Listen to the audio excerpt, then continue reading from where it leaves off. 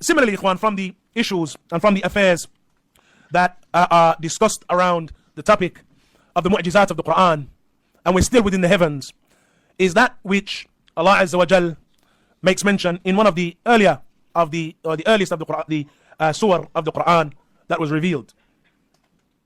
Before we make mention of the surah, there was a theory that was relatively recently discussed, Ikhwan, particularly by Einstein. Einstein discussed something that he maintained existed.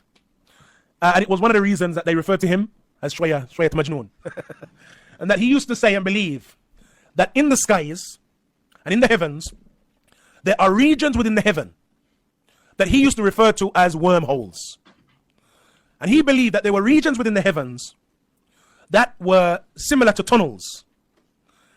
By way of these tunnels, one could cross and traverse from one area in the universe, and actually when we're speaking of the universe again, we're speaking of the heavens, the sama.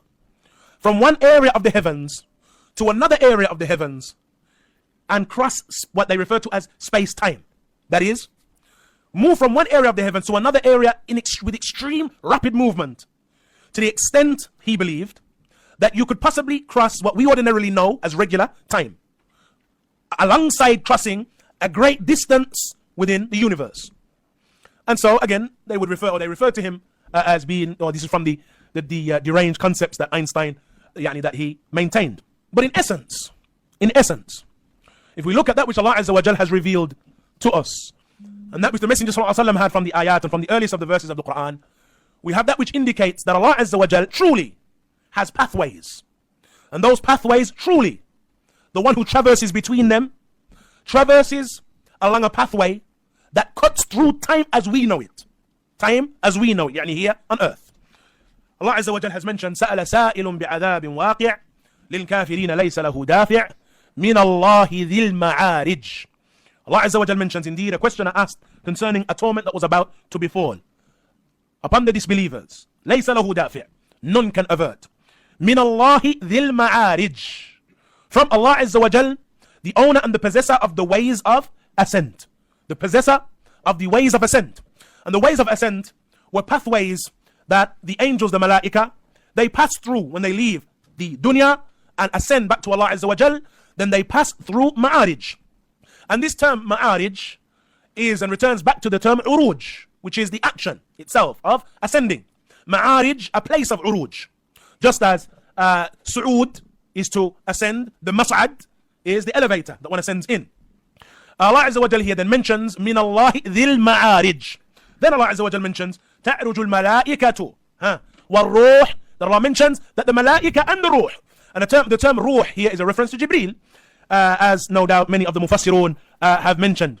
تعرج الملائكة والروح في يوم كان مقداره 50,000 سنة.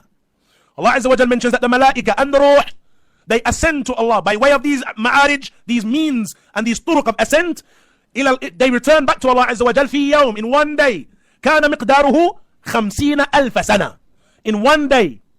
Its estimation, with you and your days, would be 50,000 سنة, 50,000 years.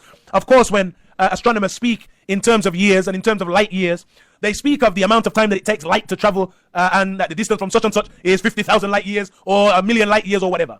That estimation is something that, of course, is just that, an estimation. Allah Azza wa Jal, though, when Allah informs us of that which He informs us of, these are affairs that without doubt are thabit, established. And so Allah Azza wa Jal mentions تعرج الملائكة في يوم والروح في يوم كان مقداره 50,000 سنة. That the malaika and the ruh, they pass through these means of ascent, these pathways, in a period or in one day, the estimation of which would be 50,000 سنة, would be 50,000 years.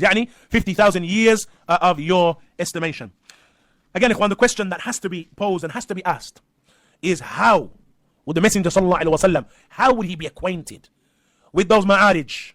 How would the Messenger of Allah, Muhammad, why would he write a book in the middle of the desert, being an illiterate man? Why would he write a book and speak of ma'arij? Why? How would the Arab, if I was just an individual intending to write a book, again, remember the claim, if I was an individual intending to write a book to uplift the people, then why would I even mention something that may put my book into disrepute? Because the Arab are going to say, what is he talking about? أليس كذلك? Which ma'arij? We can't see anything above us. And so, it is likely to create a problem. More than establish the fact that I am a messenger. Or more than establish the fact that the Prophet ﷺ is one that you should follow. It is likely to open or to begin the pre-Islamic Arab questioning. He speaks of things that make no sense. He speaks of things that we cannot see. أليس كذلك? But since the Prophet ﷺ is the messenger of Allah, and his duty was to convey, not, ikhwan, to convince them that he was one that they should follow, but to convey from Allah Azza wa Jal, and that Allah would establish him as a messenger, and that Allah Azza wa Jal would give him the mu'jizat that are necessary, whether in his time, for those who are around him, or that which is present within the book of Allah Azza wa Jal from the ayat, ikhwan, that are continuum.